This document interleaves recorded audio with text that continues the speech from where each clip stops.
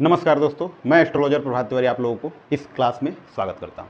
दोस्तों, आज हम बात करेंगे जब भी खाना नंबर 3 में केतु होता है तो हमारे जीवन पे क्या इफेक्ट डालता है और जो भी समस्याएं आती हैं उसका समाधान कैसे हम करते हैं। लाल किताब का उपाय भी बताएंगे। बिना देरी करते हुए चलते हैं अपने टॉपिक की तरफ। दोस्तों, जब भी ये खाना नंबर 3 में केतु आता है तो खाना नंबर 3 बुध का घर है और इसका कारक ग्रह कौन सा है? मंगल है। यानी कि मंगल और बुध के घर में केतु बैठता है। मंगल क्या है? खून है। और बुध क्या है? नस है। यानी कि नस के अंदर जो खून जाता है उसके अंदर करंट का दौड़ना, केतु को करंट, राहु केतु को करंट से हम देखते हैं। ठीक है, तो ऐसे लोगों में क्या होता है? फोड़े फुंसी बहुत ज़्यादा मात्रा में निकलते हैं, स्किन प्रॉब्लम्स हो सकती हैं। ठीक है, बुध यानी कि जो कमर के बीचों बीच नस होता है उसमें भी तकलीफ हो सकती है, रीढ़ की हड्डियों में तकलीफ हो सकती है, कमर, पाँव, पेशाब वाले रास्ते में भी समस्याएं यहाँ पे बैठ के केतु देता है। और भी बहुत कुछ जानेंगे, आइए देखते हैं।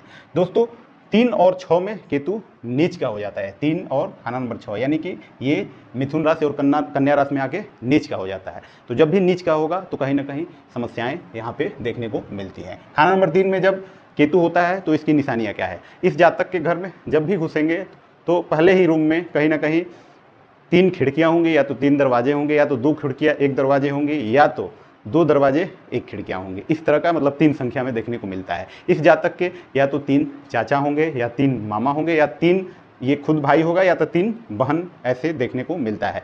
इस जातक के जो पड़ोस में मकान होता है, घर होता है, वो कहीं ना कहीं से बर्बाद होता है। वो घर का या तो छत टूटा होगा, या तो वो घर में कोई रहता नहीं होगा, ताला लॉक होगा। इस तरह की घर जो है उसके पड़ोस में देखने को मिल जाता है। ठीक है, ये मुसीबत में साथ देने वाला होता है। अगर इसको पता चल जाए कि हमारे पड़ोसी के घर में कोई बात हो गया तो बिना बुलाए ये पहुंचेगा और अपने दिल से उसकी मदद भी करता है। ये भावना भी इसमें होती है। ये बंदा जिसके भी खाना नंबर 3 में केतु होता है, ये एहसान फरामोश नहीं होता, ये एहसान को मानने वाला होता है। अगर इसको कोई भी हेल्प कर देता है तो उसकी मुसीबत में ये हमेशा खड़ा होने वाला इंसान रहता है। हमेशा जो है उसकी एक दिमाग में रहता है कि हाँ, ये मेरे लिए अगर किया है तो इसके किसी भी सिचुएशंस में मुझे खड़ा रहना है और इसकी हमको मदद करना होता है। यानी कि एहसान मानने वाला व्यक्ति होता है। यदि खाना नंबर 3 में केतु है, यदि 24वें साल में संतान हो जाए, अब तो खैर लेट शादियाँ हो रही हैं, पहले के ज़माने में जल्दी शादियाँ हो जाया करती थी। ठीक है, तो लाल किताब में ये लिखा है कि अगर 24 साल में इसका संतान हो जाए ना, अगर इसके घर में कोई दादा हो या बुजुर्ग व्यक्ति हो जिनके सफ़ेद बाल हो, तो उसी दिन से इसकी किस्मत चमक जाती है। धन, वैवाहिक जीवन, सामाजिक प्रतिष्ठा सब कुछ बढ़ने लगता है। और इसकी केतु इसके कुंडली में चाहे लाख खराब बैठा हो, उस दिन से केतु जो है अच्छा फल देने लगता है।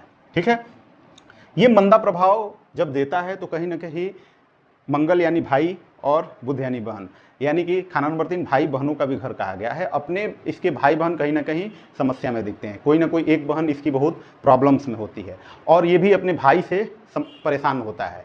ये अपने घर से परेशान होकर बाहर भी जाता है तो कहीं ना कहीं अच्छा सेटलमेंट इसका हो नहीं पाता है। कहीं ना कहीं से ये प्रॉब्लम में ये रहता है। इसके पहले जैसा कि मैं बताया हूँ कि केतु कहीं ना कहीं हमारे कमर, पाँव, रीढ़ की हड्डी में भी समस्या देता है।